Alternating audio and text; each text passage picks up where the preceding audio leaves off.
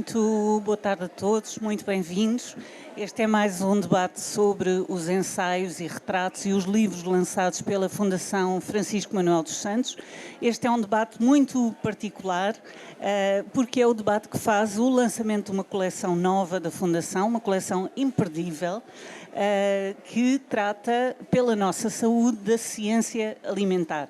Portanto, hoje vamos falar sobre muitas questões que interessam a todos, porque o ditado diz: pela boca morre o peixe, mas pela boca vamos pensar que se alimenta o peixe, nutre-se o peixe, eventualmente perde peso o peixe ou ganha peso o peixe. E para discutirmos a nutrição e a alimentação e muitas questões, com certeza que muitas vezes quiseram perguntar e ainda não tiveram as respostas certas ou já tiveram e com certeza vão estar interessados em ouvir estas respostas dos especialistas em nutrição e alimentação que compõem o painel de autores desta coleção. Os autores desta coleção estão connosco, é a Joana Sousa, Ana Brito da Costa, José Camolas, Catarina Sousa Guerreiro e Maria Ana Kadosh. Esperam-nos, creio, uma hora e meia de conversa. A seguir haverá um bocadinho pequenino para perguntas, mas, entretanto, vão todos a correr comprar os livros, porque os autores vão estar disponíveis para autógrafos no final. Então, vamos começar. Toda esta coleção tem um objetivo muito claro, que é aumentar o nível de literacia alimentar dos portugueses. E essa é a secção e o livro da Joana Sousa. Literacia alimentar. O que é a literacia alimentar e porquê é que se tornou tão urgente, Joana? Ora, antes de mais, muito boa tarde a todos. Muito obrigada a todos os presentes, já que tomo aqui a palavra pela primeira vez, e é um gosto enorme estarmos aqui convosco para apresentar aquilo que foi a coleção que produzimos, e respondendo de forma direta aqui à pergunta que nos é colocada do que é a literacia alimentar.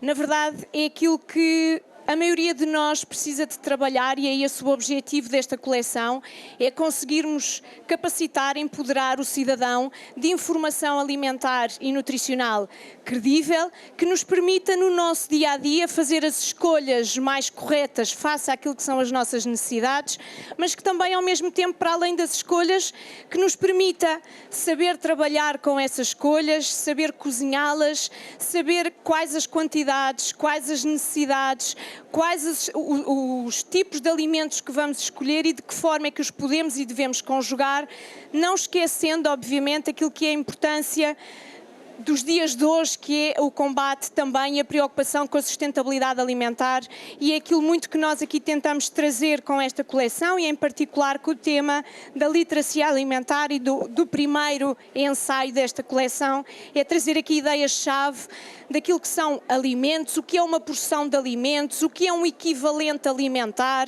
o que é que são nutrientes, como é que nós podemos escolher e compor o nosso dia alimentar, como é que nós podemos fazer as escolhas combatendo aquilo que é a necessidade da sustentabilidade alimentar, e ao mesmo tempo como cozinhamos, porque na verdade nos dias de hoje cada vez mais o fast food, o pronto a comer, é a oferta mais acessível e que do ponto de vista nutricional deixa-nos algumas interrogações. Claro que a nossa gestão do dia-a-dia nem sempre é fácil, termos o tempo necessário, mas com planeamento, com uma boa gestão alimentar, com boas escolhas e boas seleções, não temos dúvidas que conseguimos combater aquilo que é o principal fator de risco modificável para a carga global de doença. Estamos a falar da alimentação, é o quinto fator de risco que mais contribui para a mortalidade a nível mundial e o modificável que mais contribui para aquilo que é a mortalidade. Por isso, só depende de nós, e esperemos com estes livros ajudar-vos a conseguir alterar esses comportamentos e ter opções mais corretas e mais equilibradas.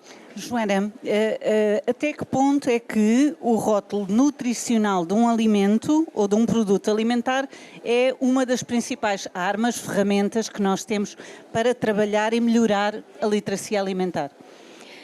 Ora bem, já perceberam que há aqui algum alinhamento por alguma razão. Eu nem sequer frisei o nome de rótulo alimentar na intervenção anterior. Na verdade, nós com este ensaio em concreto também conseguimos dar aqui aquilo que é fundamental para a escolha alimentar, que é Algo tão simples que é ler um rótulo alimentar e nutricional. Como é que nós podemos ler? Como é que devemos ler?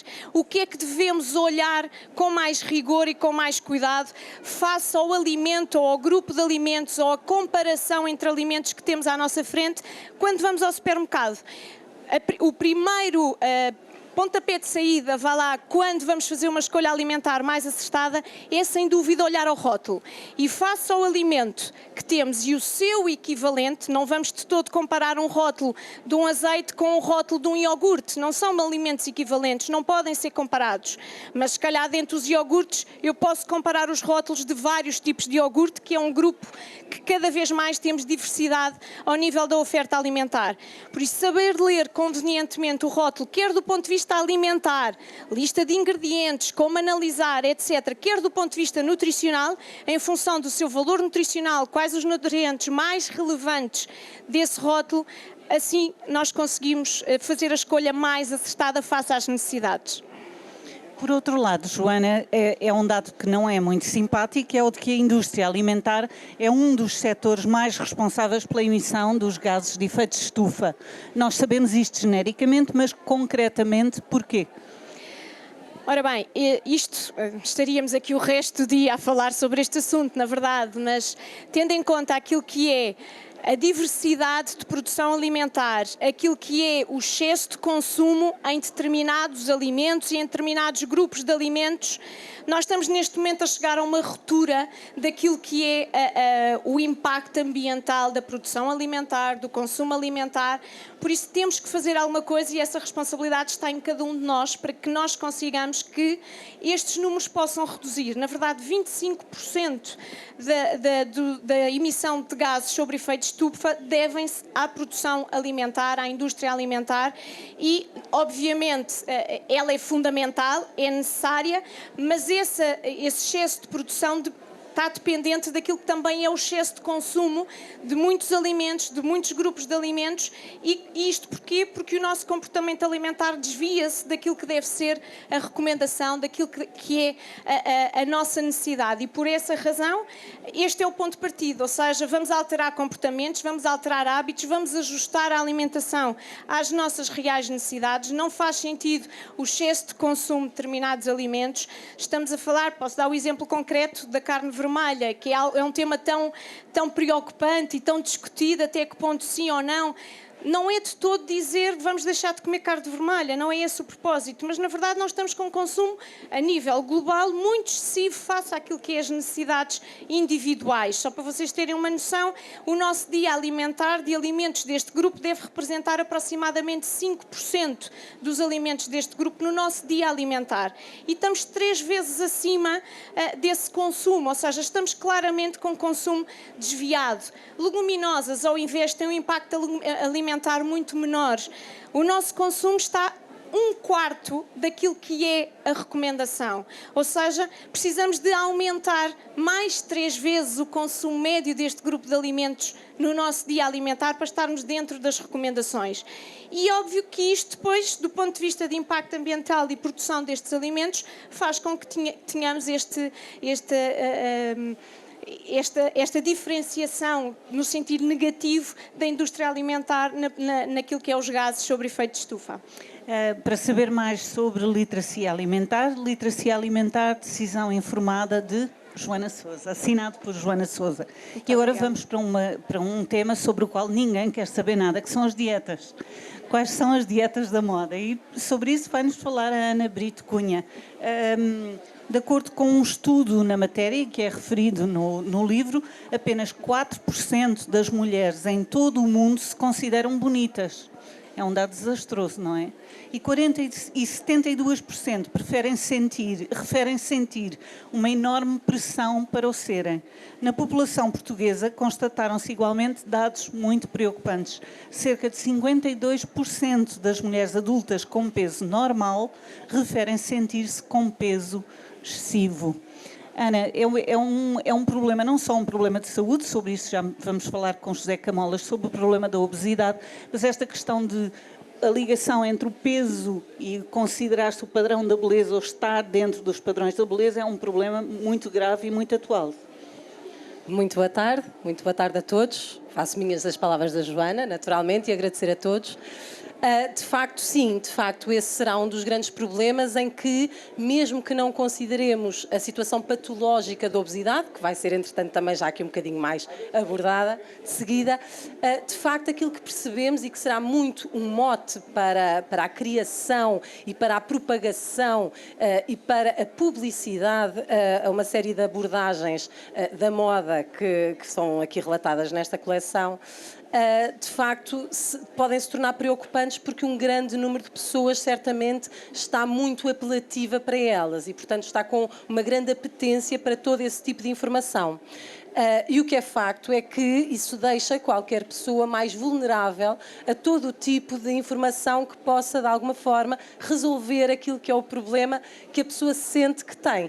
E, portanto, mesmo não sendo verdade, portanto, mesmo não tendo peso a mais, mesmo não tendo nenhuma situação patológica que o exija, muitas pessoas acabam por procurar soluções quase que milagrosas que resolvam o seu problema. E, efetivamente, essa grande procura faz com que toda a indústria que está aqui à nossa volta, muitas das vezes acaba por encontrar soluções, não todas elas o mais equilibradas possível, e que graças também à não literacia alimentar que todos deveríamos ter, muitas das vezes acabam por ser abordagens seguidas por todas estas pessoas. Quais é que são... Bem, dizer um outro dado é uma percentagem, mas é uma percentagem bastante preocupante e que eu suponho que sugere uma resposta da sua parte interessante. O sucesso na perda de peso através das dietas da moda foi encontrado em apenas 3% dos portugueses. Ou seja, primeiro, quais são as dietas da moda e porquê é que só 3% das pessoas que aderem a elas acabam por ter resultados? Eu devo começar por dizer que, de facto, o principal mote, inclusivamente para escrever acerca deste tema, foi efetivamente por seguir pessoas e por querer efetivamente ajudar estas pessoas e por perceber que a grande maioria das pessoas que acaba por seguir todo este tipo de regimes acaba por não ter sucesso. E, portanto, é algo que é importante e julgo que será crucial de informar qual é que é o verdadeiro sucesso destas abordagens, porque, de facto, quando pensamos em aderir a qualquer programa, seja ele qual for, seja de emagrecimento, seja ele qual for, nas nossas vidas, penso que é crucial nós pensarmos se vamos ter sucesso com essa nossa mudança. E o que é facto é que 3% das pessoas que seguem dietas da moda conseguem ter sucesso nesta sua perda de peso. Defina-se sucesso, e importa se calhar definir aqui o que é sucesso, é de facto esta perda de peso sustentada, portanto, a longo prazo. Não falemos, obviamente, do sucesso transitório, temporário, de curta duração, que muitas das vezes é aquele que se acaba por obter. E ele obtém-se, primeiramente, e importa se calhar também desmistificar aqui um bocadinho, porque se calhar é aquilo que leva muitas das vezes as pessoas a quererem seguir todos estes regimes, ele obtém-se primariamente por alteração de fluidos corporais. Portanto, existem perdas, sobretudo de água e de eletrólitos, que de facto representam uma boa fatia, não é? Portanto, em termos de peso, ele acaba por ter muita representação, tem uma representatividade grande, já que sabemos qual será a densidade da água, não é? E dos eletrólitos também que acabam por ser arrastados. E, portanto, com toda esta perda de peso, de facto, parece uma solução mágica, não é? Agora, quando falamos nesta perda de peso ser sustentada a longo prazo e, portanto, pensarmos sim que aquela solução efetivamente resolveu o meu problema, porque resolveu-o a longo prazo. Nem 3% das pessoas que as seguem efetivamente o conseguem. E estes dados, julgo que são importantes, e estes dados resultam exatamente do programa de controle de peso, que analisa exatamente em Portugal, e portanto estamos aqui a falar mesmo de dados da população portuguesa, que analisa quais é que foram as abordagens seguidas pelas pessoas que perderam peso e mantiveram essa perda de peso sustentada. Portanto, quando nós vamos perceber esse nicho de pessoas que tiveram sucesso e que efetivamente nós queremos colar-nos a elas, não é? Portanto, queremos ter o mesmo sucesso que elas, percebemos que nem 3% foi à custa destas abordagens. E, portanto, acho que é extremamente importante nós percebermos que certamente nos queremos colar aos outros 97% de quem teve sucesso. Quando falamos aqui em abordagens da moda, respondendo aqui à última questão, e foram no fundo também aquelas que tentei de uma forma global dar resposta no espaço desta coleção, são efetivamente, primariamente, abordagens low carb, não é? Portanto, em que são feitas restrições de hidratos de carbono. Naturalmente, estamos a falar de restrições de hidratos de carbono que vão desde uma restrição muito ligeira a restrições extremas, como alguns casos de dietas cetogénicas e, portanto, que terão aplicabilidades clínicas muitíssimo interessantes, não necessariamente neste contexto.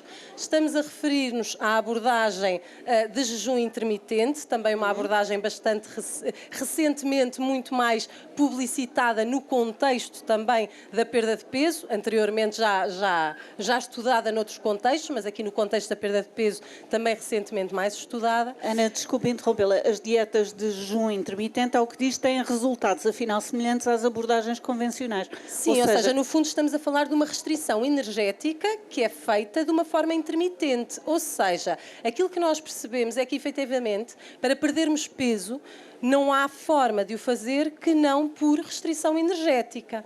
Agora, se essa restrição energética é feita de uma forma contínua, ou se essa restrição energética é feita de uma forma contínua ou intermitente, efetivamente pode haver benefício para alguém cujo padrão alimentar habitual e, portanto, aquilo que sejam as suas rotinas normais, possam enquadrar-se mais num esquema ou noutro esquema. E, portanto, não tem, de facto, indicações de trazer benefícios extremos ou também de ter alguns impactos muito negativos. É mais uma estratégia. É mais uma estratégia. E, naturalmente, depende daquilo que estiver incluído nesse jejum intermitente ou antes dos alimentos que incluírem os períodos de não jejum. Ou seja, não se pode não comer durante muito tempo e depois comer os bolos todos e tudo. Pois, naturalmente, nenhuma estratégia de jejum intermitente preconiza isso, não é? Naturalmente. E, portanto, não importa, sobretudo, especificar aqui que o resultado obtém-se pela restrição energética e, portanto, o resultado obtém-se por criar um balanço energético negativo, seja ele à custa de um aumento da atividade física, seja ele à custa de restrição alimentar, seja ele por restrição temporária no dia ou nos dias de horas a que vai ingerir alimentos. Portanto, mas que não haja enganos aqui, que o que interessa é sempre criar um balanço energético negativo. Está bem enumerar as dietas, já disse duas, não sei se quer... Abordo de uma forma muito mais ligeira e porque, de facto, são temas que não têm nenhum envolvimento muito científico que suporte abordagens como a dieta do pH, portanto, as dietas alcalinas no contexto da perda de peso, as dietas desintoxicantes, portanto, são tudo abordagens do tipo de sangue, são abordagens que não têm qualquer evidência científica que as suporte, mas que de alguma forma faço alguns comentários em relação a elas e àquilo que de facto a ciência nos diz acerca delas. Sobre as dietas desintoxicantes, o que diz é uma coisa muito curiosa, é que não eliminam nenhum elemento tóxico. É um facto, portanto... Importa também dizer que será mais um mito, não é? Portanto, quando falamos aqui de modas, efetivamente importa muitas das vezes o título que é dado a determinada estratégia, a determinada abordagem. E, de facto, esse título, de alguma forma, não faz jus àquilo que é efetivamente o que é conseguido com este tipo de dietas. E, de facto, nesta principalmente será aquela onde é mais evidente aquilo que dizia há pouco da perda de peso muito significativa, à custa sobretudo de água corporal e de eletrólitos. Esta sim será aquela onde será mais evidente e mais significativa e se calhar por isso aquela que muitas das vezes acaba por ter muitos seguidores. Ana, a última pergunta para si, pelo menos nesta ronda. Depois, o nosso organismo é muito inteligente, na maior parte das vezes muito mais inteligente que quem faz dieta, não é? Portanto, quando se faz dieta, o que explica aqui é que há uma rápida perda de peso, mas que há um mecanismo adaptativo de poupança de energia. Quer explicar o que isso é? Quero explicar porque, de facto, é algo que tento fazê-lo com muita frequência nas minhas consultas e, portanto, de facto, acho que é extremamente importante que as pessoas também percebam, de alguma forma, como é que funcionam estes mecanismos de restrições excessivas, restrições nutricionais, restrições energéticas excessivas, que, de facto, e de uma forma muito, para fazer aqui um paralelo e de uma forma que seja facilmente percebida por todos, de facto acaba por ser uma resposta adaptativa do nosso corpo que de uma forma inicial acaba, obviamente, por ter uma perda de peso, resultante dessa restrição muito excessiva, mas o que é facto, e à semelhança daquilo que poderá acontecer com qualquer um dos nossos ordenados, se for cortado para metade, naturalmente, no início, vamos ter que refazer as nossas vidas de uma forma bastante desafiante. Mas o que é facto é que certamente saberemos que ao fim do primeiro mês, ao fim do segundo mês, certamente vamos conseguindo também nós arranjar mecanismos adaptativos para essa restrição monetária que nos é feita. E, portanto, de alguma forma, e quase como um paralelo em relação a isto, acabamos nós também por desenvolver uma série de mecanismos adaptativos que nos permitem poupar ou não gastar mais energia e que faz com que, a longo prazo, algumas destas abordagens possam começar a ser mais ineficazes. Para saber mais sobre as dietas da moda Impactos Clínicos, da Ana Brito Costa, também é o quarto título da coleção, não estamos aqui a seguir a ordem da coleção. Vamos falar agora sobre obesidade, e o título é excelente, obesidade, uma questão de peso. E essa é a questão fundamental, é que talvez o peso ideal não seja o mais adequado para avaliar a obesidade. Isso é uma grande novidade, pelo menos para mim foi. Olá, boa tarde. 10 segundos para agradecer à Fundação esta oportunidade e para cumprimentar as minhas colegas, para dizer que é assim um prazer, um gosto enorme partilhar esta coleção convosco e para cumprimentar os presentes, particularmente à nova geração de nutricionistas em potencial aqui à nossa frente. Ou seja, aqui a maior parte já sabe tudo sobre a matéria, enfim, mas vão aprender mais também. E então, sobre o peso, já foi aqui sendo dito que nós tratamos pessoas, não tratamos tabelas de Excel. E o conceito do peso ideal é um conceito estatístico, não é? Quando eu defino o peso de referência para alguém, o peso ideal, e o vejo para uma população e vejo se aquela população está muito desviada ou pouco desviada daquilo que seria o peso ideal, normalmente eu estou a olhar para resultados estatísticos, para uma folha de Excel e depois faço ali uns testes jeitosos para ver se aquilo desvia muito ou desvia pouco.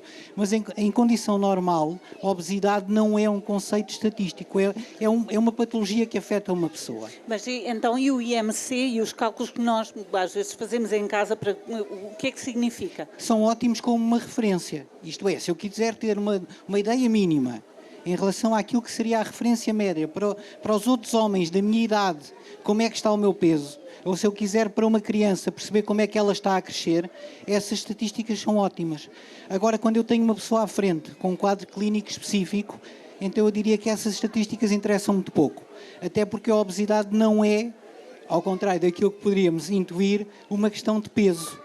É uma questão de quantidade, de proporção, de distribuição e de disfunção da massa gorda corporal. Assim, só para complicar, eu posso ter exatamente o mesmo peso, ter exatamente a mesma porcentagem de massa gorda, ter exatamente a porcentagem de massa gorda no mesmo sítio e ainda assim posso ter uma expressão muito diferente da doença.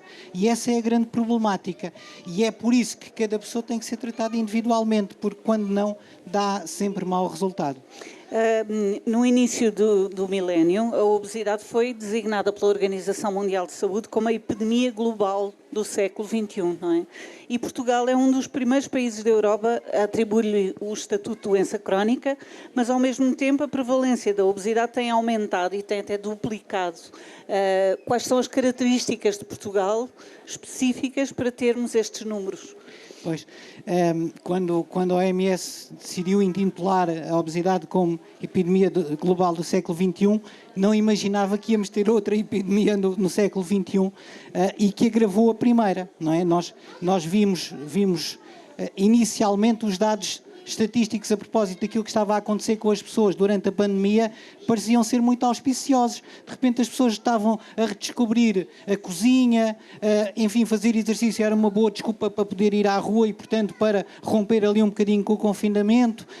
Os primeiros dados davam uma estatística engraçada, que era as pessoas estavam a comer melhor e mexiam-se mais. Várias coisas estranhas estavam ali a acontecer. E, infelizmente, era só uma ideia relativamente romântica da questão, porque à medida que nós fomos depois reanalisando os dados, reavaliando, percebemos que não foi nada assim. Eu acho que é absolutamente impressionante que Portugal foi um dos primeiros países da Europa, enfim, a reconhecer a obesidade como uma doença.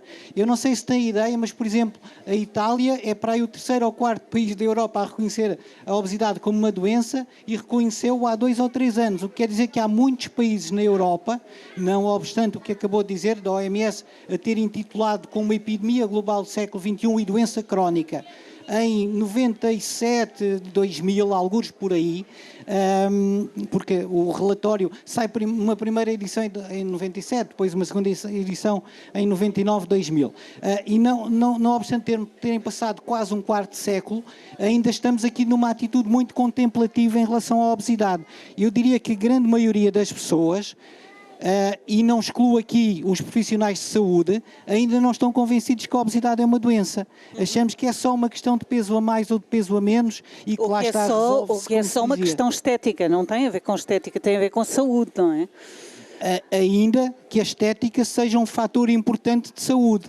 Isto é, eu devo sentir-me bem na minha pele e dar jeito que assim seja.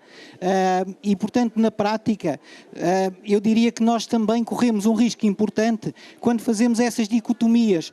É uma questão de saúde, não é uma questão de peso, é uma questão de saúde, não é uma questão de imagem.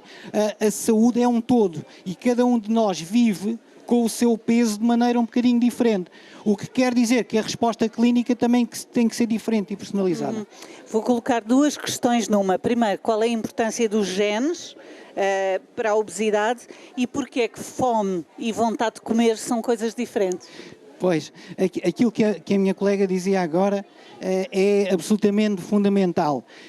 O nosso corpo tem uma capacidade mágica de se adaptar. Não é por acaso que nós somos aquilo que somos, não é? O ser vivo mais bem sucedido à face da Terra. Vamos lá ver se também não é o ser vivo que acaba com a Terra ou se calhar a Terra acaba connosco primeiro. Mas em rigor, aquilo que acontece é que nós logo antes de sermos concebidos, o nosso futuro está a ser determinado. Aquilo que é o hábito alimentar dos nossos pais, não é só da mãe, é do pai também, vai determinar, logo à partida determina a fecundidade. Depois a seguir determina a capacidade que temos ou não de levar uma gravidez até ao fim. E durante esse processo há fenómenos absolutamente fantásticos ligados à epigenética e à determinação daquilo que se chamam coisas, enfim, difíceis de explicar aqui em pouco tempo, os polimorfismos genéticos, diferentes microcaracterísticas do nosso genoma que fazem com que nós depois tenhamos uma maior ou menor predisposição para a obesidade e para outras doenças crónicas. Mas assim, de uma forma geral, são esses mesmos fatores que fazem essa distinção entre a fome e a vontade de comer. Isto é, eu diria assim, fome, provavelmente a maior parte de nós no mundo dito desenvolvido ainda não conviveu com ela. Não sabe bem o que é que isso é para nosso bem, não tem aquela percepção de estar no limiar da sobrevivência em função de um déficit calórico ou proteico. Vontade de comer é aquilo que de repente nos faz olharmos ao nosso redor e vemos várias barraquinhas que nos vendem alimentos. Eu olharia para um lado, via uma, olharia ao outro lado, via outra, e podemos ou não ter comido há pouco tempo. Ou seja, acabamos de comer e apetece-nos uma fartura. E apetece-nos comer uma fartura, ou um gelado, ou uma fatia de pizza, ou beber uma cerveja. Eu diria que ninguém bebe cerveja porque tem fome, bebe por outras razões, e, portanto, também às vezes quando bebe cerveja demais, também come demais, e isto há mecanismos que se associam entre si, e vontade de comer é isso mesmo. É aquilo que me leva a comer da forma como eu como, independentemente de não haver uma necessidade biológica para tal. As questões da obesidade, enfim, são complexas, com certeza, também porque não existe uma dieta ideal para todos Para todas as pessoas com obesidade, certo? Uma discussão interessante. Ou seja, não há uma resposta, não há uma nata, tal como não existe uma dieta que funcione para todos, no caso da obesidade também não há uma resposta igual para todos, é isso? Não. Uma das grandes discussões neste momento é se nós vamos continuar a falar de obesidade ou vamos passar a falar de obesidades, no plural. Isto é possível que, embora o mecanismo fisiopatológico seja comparável, isto é, há um excesso de massa gorda corporal e uma disfunção dessa massa gorda, depois a forma como cada pessoa manifesta essa disfunção é diferente. E isso implica naturalmente que o tratamento tem que ser diferente e personalizado. Muito bem, para saber mais sobre obesidade e para perceber ainda melhor porque é que não é só uma questão de peso, o ensaio, o livro da coleção chama-se Obesidade, uma questão de peso. José Camolas é o número 3 da coleção que hoje se apresenta. Vamos falar agora sobre uma questão muito interessante, que é os alimentos de hoje. Catarina Sousa Guerreiro, ou seja, quais são os alimentos, qual é o top mais dos alimentos ao nosso dispor? Começava por aí. Obrigada. Quer enunciá-los e dizer porquê? Bem, muito obrigada. Um primeiro agradecimento à Fundação. Há uns meses atrás, quando nos convidou para fazer esta coletânea, para nós foi um enorme desafio e, na verdade, foi um processo que julgo que posso falar por todos, nos deu muito gozo e esperamos, sinceramente, contribuir para o aumento da literacia, como falava a Joana, nestas diferentes questões. Relativamente ao meu tema, os alimentos de hoje, na verdade eu tive aqui um reboçado, porque isto não há os 15, não é? Não há 15 alimentos, não há 10 alimentos. Na verdade, aquilo que está dentro deste livro é um bocadinho o reflexo daquilo que eu digo aos meus doentes em consulta. Porque há pessoas que, na verdade, recorrem ao nutricionista, e ainda bem, para perceber como é que a minha alimentação pode ser o mais saudável possível. Não quero fazer dieta, não quero perder peso, quero saber como é que me posso alimentar. E, na verdade, pensando um bocadinho nos diferentes grupos de alimentos que estão disponíveis, eu acabei por fazer aquilo que, na verdade, me é muito natural em consulta dizer. E, portanto, passando, não sei se me vou esquecer, exato, não é? Não sei se me vou esquecer de alguns, mas aquilo que está no livro, na verdade tenho a certeza qual é o primeiro alimento, é o azeite extra virgem, foi esse que eu coloquei como uma escolha óbvia. Depois, parece-me importante, naquilo que seria o grupo das gorduras, acho que estaremos todos de acordo em escolher o azeite extra virgem. Eu, se calhar, vou-lhe fazendo perguntas sobre cada um deles, ou enfim, com o que se proporcionar. O azeite é mesmo a melhor gordura que nós podemos ingerir, é isso? É mesmo. Ponto final, parágrafo. Pronto, podemos passar ao seguinte. Acho que não há dúvidas nenhumas. O tipo de gordura que lá está dentro, os compostos fenólicos que lá estão dentro, algumas vitaminas. Não há grande dúvida. Enfim, eu no meu livro digo isto. Estas coisas das dúvidas em nutrição são sempre um bocadinho... É difícil dizer isto. Não há dúvida de... Mas eu acho que no azeite, se compararmos com outros tipos de gorduras, a manteiga, a margarina, o óleo de coco, enfim, eu acho que não temos dúvidas nenhumas em dizer que o azeite extra virgem é mesmo a melhor opção para aquilo que possa ser a nossa confecção, aquilo que possa ser a gordura a utilizar no pão, enfim. Utilizemos, façamos como os espanhóis, utilizemos o azeite. Depois... iria agora para... na verdade, aqui é uma escolha um bocadinho pessoal e dentro daquilo que foi o grupo dos cereais, eu incluí, e na verdade é algo que eu aconselho sempre aos meus doentes, a aveia. A aveia integral, portanto com menor grau de refinamento, porque tem mais fibra, e incluía porque tem um tipo de fibra muito interessante. Há estudos interessantes naquilo que é a doença cardiovascular, do impacto que um tipo de fibra, que são as beta-glucanas que existem dentro da aveia, têm naquilo que é a absorção das gorduras, a rapidez da absorção dos açúcares e, portanto, existe recomendação, inclusive, no contexto da nutrição, por vezes é difícil termos aqui alguns statements, algumas afirmações muito óbvias, mas no contexto, no caso da aveia, nós temos a Agência Europeia a indicar-nos que sim, que nós devemos considerar a aveia integral um bom alimento para no controle destas doenças que falávamos aqui, do contexto metabólico. Portanto, a aveia integral foi outro dos alimentos. Catarina, eu vou só interromper de novo para lhe perguntar, existe de facto, porque talvez as pessoas não saibam, uma entidade que certifica os alimentos na Europa, certo? Sim, existe a EFSA, é uma entidade europeia, é uma agência europeia para a segurança alimentar, que de alguma forma tenta compilar todos os estudos científicos que existem sobre um determinado composto e o risco ou prevenção de alguma doença. E, portanto, se temos esta entidade que na verdade, não, enfim, tem algum número de alegações que já estão muito certificadas, vamos aproveitá-lo, não é? Vamos aproveitar aquilo que não é mediático só, que não vem só na capa da revista semanal. Na verdade, há uma entidade que nos diz, sim, nós compilamos estes estudos todos e o resultado desses estudos diz-nos isto. E, portanto, no caso das beta-glucanas, da aveia integral, temos essa recomendação. Azeite, aveia. Azeite, aveia, já fiquei outra vez. Depois, passei para os frutos. Dentro dos frutos, acabei por incluir, e é a capa dos frutos, os frutos silvestres. Enfim, conhecidos por muitos pelos os frutos vermelhos. Enfim, poderia escolher outros. Na verdade, poderia escolher outros, mas este conjunto de frutos tem realmente uma quantidade de micronutrientes interessantes anti-inflamatórios, com propriedades anti-inflamatórias, antioxidantes e, portanto, e que são, para além disso, e para mim também foi uma característica na escolha destes alimentos, o facto de serem portáteis, facilmente consumíveis em vários tipos de refeições, desde as principais, como um snack, enfim, os frutos vermelhos, os frutos silvestres. Depois escolhi o iogurte. Também.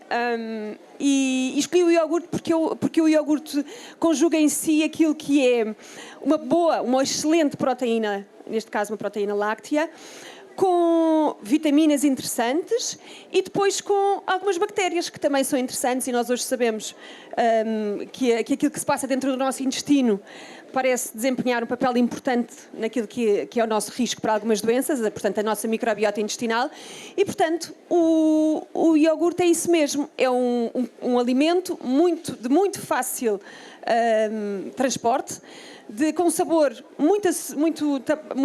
com uma palatabilidade boa, a um custo baixo e, portanto, com uma componente nutricional interessante. Fui às leguminosas, feijão, grão, ervilhas, favas e coloquei no conjunto, é inquestionável também, e, portanto, são ótimas fontes de proteína vegetal, com um teor, portanto, para um bom substituto, por exemplo, da carne, que falávamos há pouco, que tem um consumo muito elevado. No caso das leguminosas, temos uma margem grande ainda para consumir. Boa fibra, boa proteína vegetal, hidratos de carbono que dão energia, faz muito sentido a sua inclusão também. Os frutos oleaginosos e as sementes. Frutos oleaginosos são os pinhões, os pistachos, os cajus, as nozes. Tudo isto faz sentido. Gordura muito saudável também. E as sementes que, enfim, têm vindo a ser introduzidas mais recentemente na nossa alimentação, também fez parte da minha seleção. Catarina, depois há umas novidades ótimas, ótimas para tudo, que é, além do chá verde, que já nos explica porquê, está incluído o chocolate preto, devia haver uma ovação, não é? E o café. Bem, esses são talvez os mais provocatórios, mas eu também achei que este livro teria... Não, são deliciosos. Claro, eu imagino que sim. Então, o chá verde tem os tais compostos, e eu acho que as catequinas, que na verdade já sabemos há muitos e muitos anos que têm um bom poder antioxidante, e portanto o chá verde é uma ótima alternativa e portanto faz muito sentido a sua inclusão também. Depois, passando aos dois mais polémicos, no caso do cacau, a verdade é esta: o cacau tem imensos benefícios, tem imensos compostos fenólicos muito interessantes. Obviamente tem um valor calórico elevadíssimo. Mas, tal como falávamos há pouco, nestas questões do controle de peso, o importante é nós conseguirmos dosear. E se tivermos a escolher um chocolate com um teor de cacau muito elevado, que não tenha propriamente adição de açúcar, não há razão para não incluirmos. Agora, a dose faz o veneno, não é? E, portanto, aí é importante. Mas em indivíduos que não precisam de ter qualquer restrição daquilo que é o valor calórico, uma pessoa que venha à minha consulta consome, obviamente, o Sinal cacau. verde para o chocolate preto. Podem vir. E o café? E depois o café. O café tem sido também ele muito debatido nos últimos anos. E esse eu fiz mesmo questão de colocar, porque está completamente enraizado na nossa sociedade que o café tem imensas consequências negativas. Obviamente que eu não posso dizer que um indivíduo que tem uma hipertensão mal controlada, que tem arritmia, que essa pessoa vai consumir café à vontade. Mas aquilo que os estudos mostram, e os estudos, quando eu falo de estudos, são estudos muitíssimo robustos. Estudos que nós chamamos de estudos de meta-análise, que são estudos que compilam vários estudos e indicam-nos que o café, numa dose de 3 cafés por dia, no mínimo até, traz benefícios do ponto de vista até cardiometabólicos. E, portanto, se não tiver açúcar, e esse é ponto óbvio, não é? Se não tiver esse açúcar, parece trazer, não é só neutro, parece até trazer alguns benefícios. Bem, estamos na Feira do Livro, podemos dizer, o Voltaire, não, eu não sei qual era a medida das chávenas, não é? Mas ao que se diz, era cerca de 50, 60 chávenas de café por dia e produziu enormemente. Portanto, temos que agradecer ao café o que o Voltaire e muitos escritores e muitos autores produziram. Eu deixava aqui também, porque acho que esta sessão tem deixado muitas indicações práticas, mas creio que era interessante e está, enfim, já está aqui resumido. Catarina, que me desculpe, mas vou ler a indicação do exemplo sumário do que é um dia comendo bons alimentos. Posso? Então, ao pequeno almoço, opte por um iogurte natural, juntando-lhe aveia integral, sementes e ainda uma porção de frutos silvestres. Para o snack, a meio da manhã, escolha uma porção de frutos secos sem sal e beba um café. Ao almoço, inclua leguminosas na sopa, por exemplo, uma sopa de ervilhas, e em relação ao prato principal, opte mais frequentemente por consumir peixe. Um prato excelente será sardinhas assadas, acompanhadas de batata assada com casca e legumes ao vapor ou salteados em azeite. Termina a refeição com um quadrado pequeno de chocolate preto. Durante a tarde, não salte refeições e coma fruta se não ingeriu ao almoço. Um kiwi, por exemplo. De seguida, num segundo lanche, opte por pão integral com cereais variados, junte-lhe azeite e acompanhe com iogurte ou, se gostar do sabor, um kéfir. Ambos sem açúcares adicionados. E, por fim, a última refeição do dia. Escolha uma sopa de legumes que tenha couves na sua composição.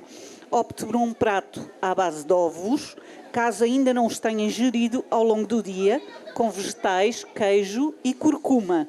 Junte-lhe uma salada crua de alface, tomate, cenoura, pimentos e cebola e termine o seu dia com uma fruta diferente daquela já consumida anteriormente. Já não há desculpas para não terem um dia com os melhores alimentos e o top mais. Para saber mais, temos o Alimentos Hoje, da Catarina Sousa Guerreiro, é o número 5 da coleção. E hoje temos aqui na assistência muitas crianças. Eu deixei propositadamente para o fim aquilo que talvez se pusesse no início, não é? Que é a alimentação e nutrição nos primeiros 1000 dias de vida da Mariana Kadosh. Ou seja, vamos do fim para o início. Mas tudo começa no início, não é? Até que ponto é que a forma como, vamos separar em duas coisas, a alimentação da grávida e a alimentação da criança nos seus primeiros 1000 dias de vida pode influenciar o seu futuro. O futuro da criança. Então, olá a todos. Fui eu que trouxe estas crianças todas, portanto sou responsável por elas estarem aqui. Obrigada pela vossa presença, obrigada também à Fundação pelo convite, pela mão da Catarina. É um gosto enorme mesmo estar aqui e partilhar esta coleção com estes colegas que eu adoro e que me dá imenso gozo de trabalhar. E de facto eu escolhi os primeiros 1000 dias de vida, que correspondem desde o momento da concepção até aos 2 anos de vida da criança, porque, como o Zé dizia, tudo começa muito antes. E nós às vezes estamos muito preocupados em prevenir a obesidade, a diabetes, a hipertensão arterial. Quando estas doenças aparecem, que cada vez são mais cedo, mas muitas vezes são aos 30, 40, 50 anos, mas na verdade esta prevenção começa na barriga da mãe. E obviamente que a alimentação e a nutrição, infelizmente, não pode prevenir todas as doenças de todas as crianças, porque é uma limitação que a ciência tem, mas previne, e aquilo que a evidência nos diz é que previne muitas doenças crónicas, principalmente as doenças não transmissíveis. E, portanto, eu achei que era fundamental que as pessoas pudessem ter um livro com uma linguagem muito simples, onde as grávidas, as mulheres que amamentam e os pais que estão a iniciar a alimentação dos seus filhos pudessem ter dicas muito práticas de como é que, efetivamente, devem alimentar-se desde o momento zero. Tendo por base a evidência científica, que acho que é o mais importante, mas também tendo por base o bom senso, porque acho que em tudo na vida não podemos ser extremistas e querer cumprir as recomendações à regra, porque nem sempre dá bom resultado. Também porque estamos na Feira do Livro. Jean-Jacques Rousseau foi um dos primeiros a advogar a amamentação. É um dado curioso. Aliás, devemos muitíssimo ao Rousseau, mas isso é uma das coisas muito interessantes. Porque é que a amamentação é tão importante depois para a saúde do bebê e do futuro adulto? Pronto, então a amamentação, aquilo que são as recomendações é que idealmente seja exclusiva durante os primeiros 6 meses de vida da criança e em complemento até aos 2 anos, isto é o que nos diz a OMS. E a amamentação é talvez dos temas mais estudados, porque o leite materno, no fundo, é um alimento vivo que não tem só a função de nutrir a criança e de dar os melhores nutrientes nas quantidades exatas que são precisas naquele momento, mas também tem compostos bioativos e, portanto, tem imunoglobulinas que conferem proteção e aumento da capacidade do sistema imunitário da criança, tem outros enzimas, nomeadamente a lipase, que ajuda na digestão das gorduras e, portanto, é um alimento, para além de natural, é um alimento vivo com inúmeros compostos. E está muito estudado, e há muitas revisões sistemáticas da literatura e meta-análises, como a Catarina dizia, que estão no topo da nossa pirâmide da evidência, e que nos dizem, efetivamente, que as crianças que são amamentadas durante os primeiros meses de vida têm menor probabilidade de ter obesidade em idade mais tarde, ter doenças cardiovasculares, ter menor prevalência de diabetes, têm até um maior QI comparativamente às crianças que não são amamentadas e, portanto, acaba por ter aqui um benefício muito grande nestas doenças não transmissíveis, mas também em outras doenças que aparecem se calhar mais cedo, nomeadamente menor risco de otite média aguda, menor risco de infecções gastrointestinais e, portanto, há uma série de vantagens não só para a criança, mas também para a mãe. Para a mãe, um dos aspectos que às vezes para nós pode ser um bocadinho estético, mas que para as mães é importante, que é há uma evolução uterina muito mais rápida e, portanto, as mulheres que amamentam recuperam a sua forma física mais rapidamente do que uma mulher que não amamenta. Depois há um menor risco... É uma espécie de dieta natural. Exatamente, é uma espécie de dieta natural, há um menor risco de cancro da mama, de cancro do endométrio, há um vínculo mãe-bebê que se estabelece e que é importante e, portanto, tem inúmeros benefícios. Mas outra coisa que eu falo no livro, que eu acho que é muito importante, é que muitas vezes as mães ou não querem ou não podem, que são raras as situações em que uma mãe não pode amamentar, mas eu acho que essas decisões devem ser sempre respeitadas e nós devemos, enquanto profissionais de saúde, apresentar outras opções e felizmente a indústria também nos tem ajudado. E sim, essas opções existem e são seguras e, portanto, a amamentação é o ideal, mas quando não é possível também existe outras alternativas. Há alimentos ideais para uma grávida, por exemplo? Há aquilo que sabemos, pode dizer o que não pode comer, sim, algumas coisas, e o que idealmente deveria comer mais. Pronto, então eu vou talvez falar aqui Não sei se há aqui alguma grávida. Então, se calhar, eu vou falar um alimento que é muito importante, que são as gorduras. As gorduras são efetivamente muito importantes para o desenvolvimento cognitivo e da retina dos bebés e, portanto, as gorduras, principalmente aquelas gorduras que estão nos peixes gordos, os conhecidos ômega 3, são muito importantes. Contudo, há peixes gordos que a grávida não deve comer porque têm um contaminante que é o metilmercúrio e, portanto, peixes como a cavala, o atum fresco, devem ser peixes que devem ser evitados por este teor do metilmercúrio. Depois, há outro alimento, há 3 suplementos que eu acho que a grávida devia ter assim em mente, que é o ácido fólico, o iodo e o ferro, muito importantes, e aqueles que a evidência diz que são efetivamente aqueles que são necessários. E muitas vezes as grávidas gastam rios de dinheiro em suplementos alimentares que não têm evidência, que não são regulamentados pelo Infarmed e que infelizmente ainda são muito prescritos, porque a grávida sente-se muito segura, ok, eu estou a tomar um suplemento que tem todas as vitaminas e os Assim minerais. não falho, não é? Assim não falho. E isso não tem evidência. Portanto, é uma das coisas que eu tento desmistificar no meu livro. E o terceiro só, porque eu acho que é muito importante e porque há muito ainda aquela ideia de que se beberes um copo de vinho ou se beberes uma cerveja não faz mal ao teu bebê. E há profissionais de saúde que dão esta recomendação e isso não é verdade. Não há nenhum estudo que comprove que um copo de vinho ou que uma cerveja seja segura para o bebê. E, portanto, Mas há estudos a dizer que é nocivo, não? que é nocivo, sim, isso sem dúvida. Há estudos que demonstram Comprovam. que tem efeitos nefastos para o feto, tem riscos para o parto, tem riscos para a saúde da mulher e, portanto, não há uma dose mínima segura e eu falo também isso no meu livro e depois de algumas dúvidas que surgem muitas vezes com se pode comer sushi, se não pode, se pode comer, se os legumes e as frutas devem ser lavados e de que forma, enfim, isso vem tudo explicado no livro de forma pormenorizada. Mariana, eu creio que todos os pais têm esta dúvida quando introduzem os alimentos, não é? Quando se dá a introdução dos alimentos. Sim.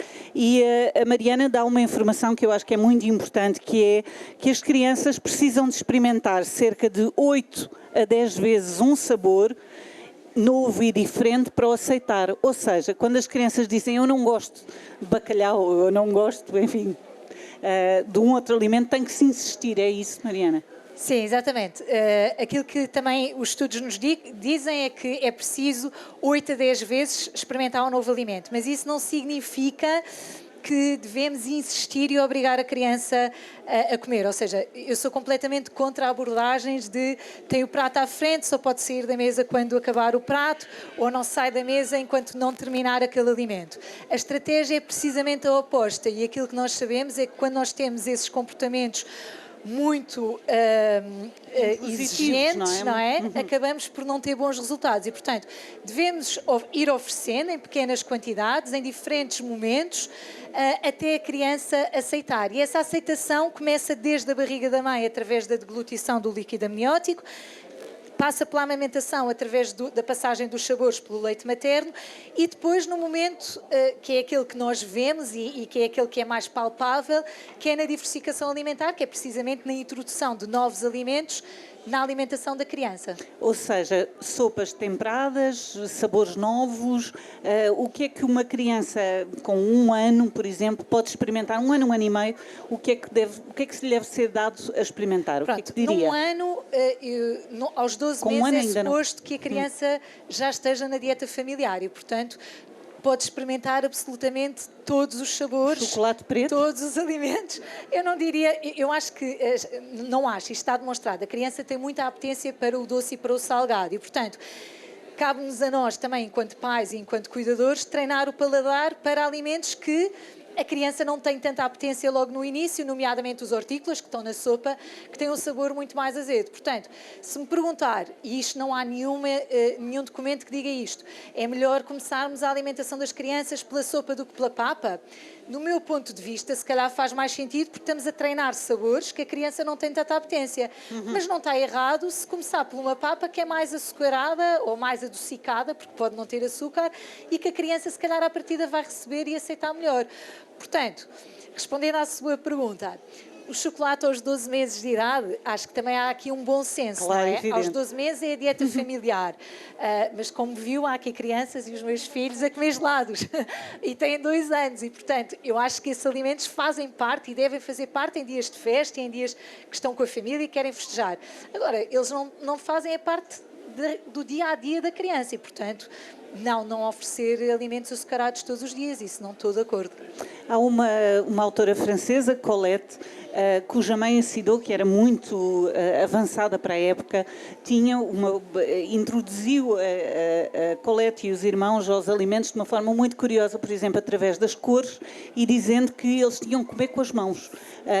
Ou seja, se calhar na relação com os próprios alimentos, não é só aquilo que se come, mas a forma como se apresentam os alimentos, ou não, Mariana? Sim, sem dúvida. A hipótese de experimentar, de cheirar, de mexer é importante. E eu falo também dessa abordagem, se é o BLW, é o Baby Led Weaning, que é, no fundo em português não tem bem uma tradução, mas é os bebés sabem comer.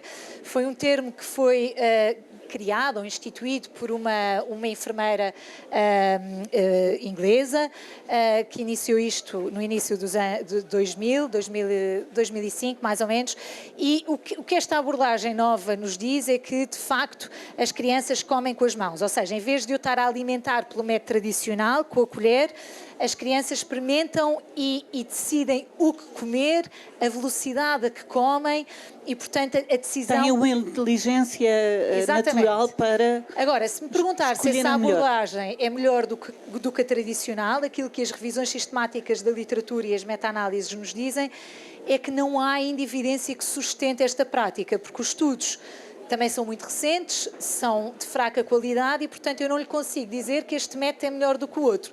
Agora, sem dúvida que eu acho que podemos fazer aqui um misto, que é garantir que há um aporte dos nutrientes que são essenciais, principalmente o ferro, que a partir dos 6 meses as reservas esgotam-se na criança, e depois também treinar este treino das mãos, dos sabores, da aparência, portanto, de todos esses aspectos que são efetivamente importantes para o controle da saciedade da criança. Mais uma excelente notícia.